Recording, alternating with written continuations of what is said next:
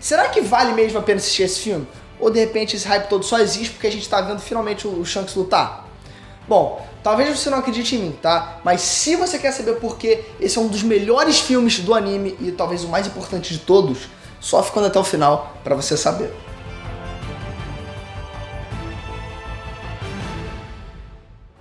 Ei nerd, beleza? Eu sou o Brano e hoje eu venho pra gente aqui poder falar um pouquinho mais desse filme insano que foi do One Piece, tá? Que se não for talvez o melhor, tá ali no top 3 com certeza, e eu já te garanto que todo fã de One Piece deveria ver.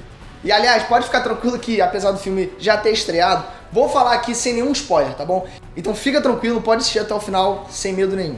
Galera, geralmente como todo filme de uma franquia de anime como One Piece, Dragon Ball e Naruto, ele se passa nos períodos atuais do mangá, tá? Então a gente já vai ver o Luffy e todo o pessoal ali já na versão depois de Wano, sabe? Depois de descer o cacete lá nos Yonkos.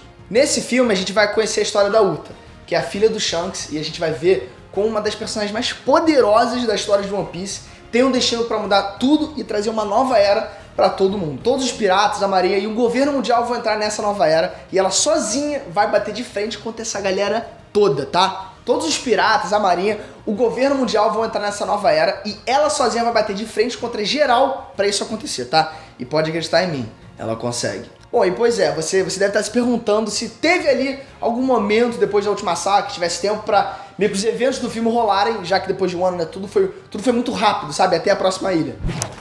E é aí que a gente vai pro próximo ponto, que é se o filme Red é canônico ou não. E já respondendo logo de cara, galera, não, tá? O filme não é canônico por causa do período que ele se passa. Mas isso é diferente da Uta em si, porque ela é sim uma personagem que foi canonizada no mangá e pode ser que a gente até veja ela de novo um dia. Isso é bem legal, porque ela é a primeira personagem canônica de um filme desde o Shiki, o Leão Dourado lá no filme do Strong World, que já foi há mais de 10 anos atrás. E apesar de que muita gente ia preferir que fosse um filme canônico, tipo Dragon Ball Super Broly ou algum assim, enfim, também tem o seu lado bom ele não ser canônico.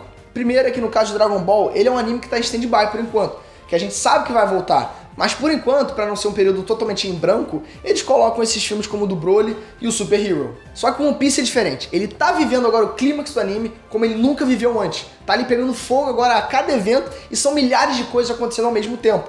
Então seria impossível, bom, pelo menos eu acho, de conseguir colocar o Chapéu de Palha em uma aventura nova de um jeito que fizesse sentido, sabe? Só pra quem lê o mangá. E falando em quem só lê o mangá, o filme ele consegue contextualizar muito bem também pra quem nunca viu One Piece, ou de repente só viu de relance uma coisa ou outra.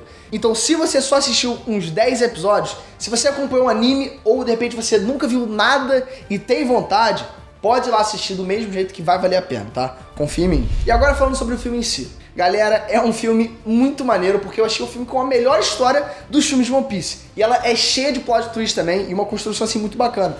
Você vai ter vários momentos em que você percebeu algum detalhe que de repente chamou atenção, sabe? E quando você pensa que vai ser só mais um detalhe aleatório e que isso era irrelevante, o filme vai lá e te surpreende. Toma, na tua cara. E acredita em mim, tá? Isso acontece muito. Pra quem assistiu o filme sabe o que eu tô falando e que isso vai desde um detalhezinho pequenininho, sabe? De nada, de repente da roupa da Uta, que te faz ficar com uma pulga atrás da orelha, até uma transição de cena que foi um pouco esquisita. E tem uma transição justo no começo do filme que o cenário, o clima, tá de um jeito, depois muda e em um segundo já tá de outro. Aí você fica pensando que talvez seja só um vacilo do filme, que ele comece de repente ruinzinho, sabe mesmo, e você releva isso, ou de repente nem se dá conta que, né, isso de tão rápido que foi. Mas aí mais pra frente, isso quando você já tinha esquecido dessa coisa, igual um mágico, bum, o roteiro do filme te surpreende e mostra que desde o começo tudo já tinha sido pensado. Fora isso, também dá pra ver que o filme é o mais colorido e de longe o mais musical de One Piece, tá? Mas isso é só pra disfarçar o fato de que ele é o mais sombrio também. Inclusive, tem horas que você vai pensar que é um filme sobre uma streamer, de repente, ou uma dançarina do TikTok. E se você gosta de música de anime, tá? Você vai aproveitar, porque também tem várias músicas nesse filme, tá? E com certeza alguma delas vai te pegar muito. Inclusive, porque esse é um dos pontos altos do filme. Bom, por alguns motivos. Primeiro é que as músicas dos filmes também foram traduzidas. E galera, é surreal como isso é algo que, infelizmente, é muito comum hoje em dia. Porque a gente estava acostumado desde criancinha, sabe, com Dragon Ball ou Cavaleiro dos Zodíacos. Lá tinham aquelas músicas traduzidas que eram muito maneiras, sabe? E hoje em dia, né, essas músicas antigas que foram traduzidas viraram meio que uns clássicos, sabe? Então ver esse trabalho incrível que a equipe teve de traduzir, sabe, as músicas, acaba meio que trazendo a gente pra esses tempos de Dragon Ball, sabe? Essa nostalgia. E faz também esse filme de One Piece ser ainda mais especial aqui no Brasil. É claro, tem legendado também, mas a versão dublada de One Piece é muito especial e qualquer um que já assistiu o anime dublado sabe disso. Zoro, me leva no colo do capeta. E isso foi algo que foi bem comentado na sessão de imprensa que a gente teve com os dubladores. E uma das coisas que a gente não poderia deixar de elogiar é o trabalho surreal da Bianca Alencar como a dubladora da Uta. O trabalho dela foi surreal, galera, porque ela teve literalmente 7 dias para dublar e cantar todas as músicas, e mesmo detonando a saúde e correndo o risco de perder a voz, ela deu a vida nisso. Inclusive, uma curiosidade que ela contou pra gente é que ela soube que ia ser dubladora da Uta quando recebeu uma mensagem no dia do aniversário dela. E adivinha? O aniversário dela é justamente no mesmo dia do aniversário da própria Uta. Parece que era o destino disso acontecer. E pra concluir, sim, galera, pra mim foi o melhor filme de One Piece e é ainda mais especial por ser a primeira estreia de um filme de One Piece no Brasil.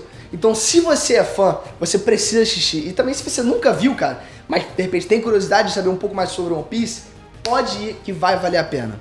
E se você não se convenceu comigo falando tudo isso, bom, fica aqui um recadinho do nosso Luffy chamando você pra fazer parte disso também. E aí, galera do Ei Nerd, beleza? Ó, vim aqui pra chamar vocês pra assistir o filme Red nos cinemas. Quero ver todo mundo lá, hein? Quem não for é trouxa.